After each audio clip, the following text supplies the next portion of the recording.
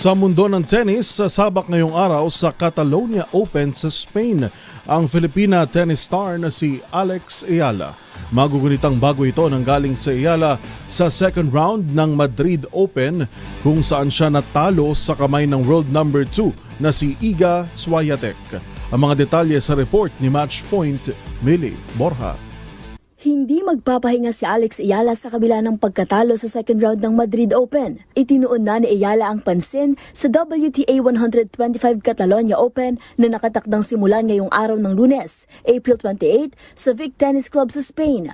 Magugunitang umexit si Ayala sa Madrid Open matapos ang pagkatalo kay world number 2 Iga Swiatek noong Biyernes. Kasalukuyang rank 72 sa mundo, nasa seed number 6 si Ayala sa naturang tournament. Kasama sa mga makakalaban ni Ayala ang mga dating Grand Slam runner-up, Grand Slam champion at world number 1 sa doubles. Gagamitin ni Ayala ang Catalonia Open para makapag-ipon ng mas maraming laro sa clay courts bilang pagsasanay para sa Italian Open sa Rome mula May 6 hanggang 18 at sa French Open na magsisimula sa May 25 kung saan gagawa siya ng kasaysayan bilang kauna-unahang Filipina na maglalaro sa main draw ng isang Grand Slam.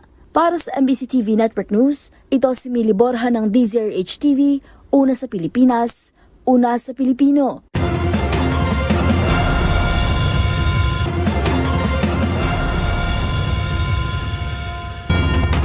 Nilinaw ng Agriculture Department na una sa binabalak nitong makinabang sa maagang rollout ng 20 pesos kada kilo na bigas ang mga pinakamahihirap na lugar sa bansa. At batay sa kanilang pag-aaral, bumandera rito ang mga rehiyon sa Visayas. Una sa balitang yan, si Kyle Bulyas. Unang makikinabang sa 20 pesos kada kilo ng bigas ang mga pinakamahihirap na rehiyon sa bansa. Yan ang binigyang linaw ng Department of Agriculture para sa pilot implementation ng pagbebenta ng 20 pesos sa bigas sa Visayas Region. Ayon kay Secretary Francisco Chu Laurel Jr., resulta ito ng kanilang isinagawang pag-aaral kung saan lumabas na pinakamataas ang poverty incidence sa Region 6, 7 at 8. Hindi naman ibig sabihin na limited tayo dun sa yung areas na yun. Yun lang initial rollout na pinapilot. Okay. Meron kaming iniisip din ng yung mga susunod naman na area na mataas din yung poverty incidence. Siyempre naman, kung mamimili lang tayo, dapat siguro unahin natin yung mas hirap talagang areas. Inatasan na rin aniya ni Pangulong Bongbong Marcos ang kagawaran na pag-aralan kung paano maisa sa katuparan ang 20 pesos sa bigas sa buong bansa. Sabi ni Laurel, posible ang nationwide rollout nito sa taong 2026. Samantala, dinepensahan naman ni Laurel ang petsa ng rollout nito sa Visayas Region. Matatandang kinwestiyon ito ni Vice President Sara Duterte at sinabing huli na para sa implementasyon nito, gayong ito ang ipinangako noon ni Marcos sa kanyang pangangampanya noong 2022 presidential elections. Sagot naman ni Laurel, mahirap itong maisakatuparan noon dahil sa taas ng presyo ng bigas sa world market, pero ngayon aniya ay naging pabor na ang mga kondisyon kaya maaari na nila itong ibenta sa mas murang halaga. Bukod dito, naging option din na pagkatapos na lamang ng eleksyon ito ibenta, ngunit kinakailangan na mag-dispose ang bigas para makabili na ng bagong buffer stock ang NFA sa mga magsasaka. Kaugnay nito, pinayagan ng COMELEC ang naturang pagbebenta ng bigas kahit campaign period. Basta't matiyak na walang sino mang kandidato ang nasa rollout ng bigas at tanging mga opisyal lamang ng DA. Sa Mayo 1, nakatakdang simulan ang pagbebenta ng 20 pesos per kilo ng bigas sa Cebu at iba pang mga lokal na pamahalaan sa Visayas Region. Para sa MBC TV Network News, ito si Kyle Bulyas ng DZRH, una sa Pilipinas, una sa Pilipino.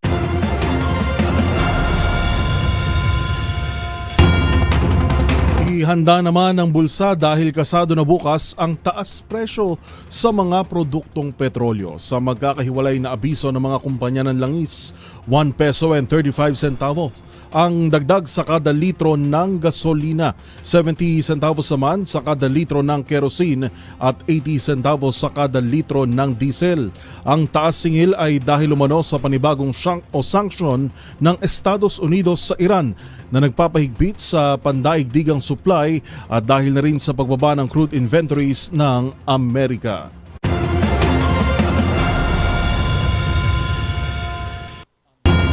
Hindi naman nagpatinag ang Pilipinas at matagumpay na natapos ang Interagency Maritime Operation sa Sandy Cay kahapon. Ito sa kabila ng ipinakakalat ng China na di umano'y pagkontrol nito sa naturang isla na nasa loob ng ating exclusive economic zone. Ang balitang yan sa pagtutok ni Edniel Parosa. Nakumpleto ng Pilipinas ang isang interagency maritime operation sa Pag-asa Cay o mas kilala bilang Sandy Cay malapit sa Pag-asa Island kahapon. Inanunsyo ito ng National Task Force for the West Philippine Sea sa kabila ng ipinakakalat na balita ng China na nakontrol nito ang Sandy Cay na nasa loob na exclusive economic zone ng Pilipinas. Sa mga kuwang inilabas ng NTF-WPS, makikita ang 4 na composite teams ng mga Pinoy na binubuo ng Navy, Coast Guard at PNP Maritime Group.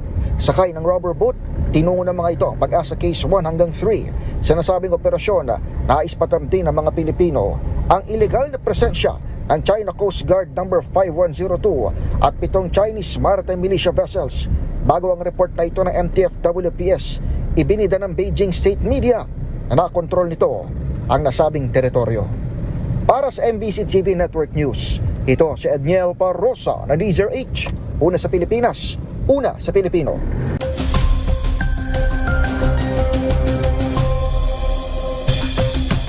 Sa ating pong ulat panahon ngayong araw ng Lunes, nakapasok na ang binabantayang Low Pressure Area o LPA sa loob ng Philippine Area of Responsibility kaninang madaling araw sa direksyong Hilagang Kanluran. Huli itong namataan sa layong 655 kilometro silangan ng General Santos City, nakapaloob sa Intertropical Convergence Zone o ITCZ at mababa ang tsansa na maging isang ganap na bagyo. Dahil dito mataas ang tsansa ng pagulan sa Palawan, gayon din sa buong Mindanao, lalo na sa Sub-Sargen at Davao Region. Habang magpapatuloy pa rin ang maalinsangang panahon dito sa Metro Manila kung saan tinatayang maglalaro sa 39 hanggang 40 degrees Celsius ang heat index at maging sa nalalabing bahagi ng Luzon at Visayas. Sa weather outlook ng Pag-asa, magpapaulan ng LPA ITCZ system sa mas malaking bahagi ng bansa hanggang sa katapusan ng linggo habang kumikilos ito patungo sa kalupaan. Pagsapit ng Huwebes at Biyernes, makararanas na rin ng masungit na panahon ng Mimaropa Region, Eastern Visayas at Bicol Region.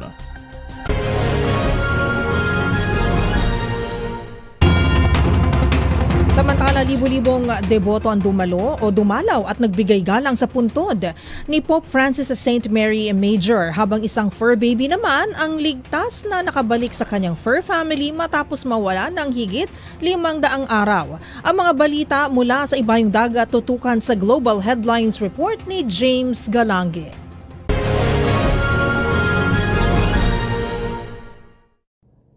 Matapos ang seremonya ng paglilibing sa labi ng Santo Papa noong Sabado, tinatayang nasa mahigit 30,000 deboto na ang dumalaw sa kanyang puntod sa Basilica of St. Mary Major. Kasunod nito ay ang pagsasagawa na rin ng Novem Diales o ang 9 na araw na panalangin para sa kaluluwa ng yumaong The People's Pope. Sa kasalukuyan, patuloy pa rin ang pagdagsa ng mga tao sa kanyang puntod. Habang kasabay niyan ay naghahanda na rin ng Vatican para sa inaasahang papal conclave na posibleng maganap matapos ang nasabing 9 na araw na pagnonobena. Sa iba pang balita, muling natagpuan ang isang nawawalang dachshund sa isang isla sa Southern Australia matapos mawala na mahigit 500 araw. Ang dachshund na pinangalanang si Valerie ay nahiwalay mula sa kanyang mga fur parent noong November 2023 at sa tulong ng mga non-profit wildlife rescue teams ay natagpuan si Valerie na kapansin-pansing nakapag-adjust na ng pamamaraan ng pamumuhay sa naturang isla. Dahil dito, kailangan pa munang manatili ni Valerie sa isla ng 1 linggo upang muling makasanayan ang domestic life habang bumiyahe na si Josh at Georgia papunta sa naturang isla upang sunduin ito. At yan naman nakalap nating balita mula sa iba't ibang panig ng mundo. Para sa MBC TV Network News, ito si James Galange ng DZRH TV, una sa Pilipinas, una sa Pilipino.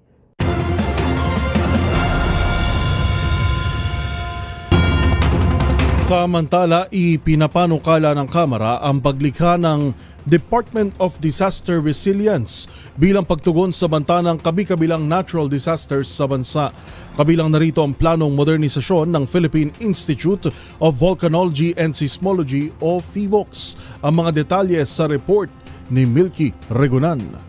Mahalagang naisabatas na modernisasyon ng FIVOX lalo at maraming aktibong bulkan ang Pilipinas. Isinabatas ni Pangulong Bongbong Marcos ang FIVOX Modernization Act o Republic Act 12180.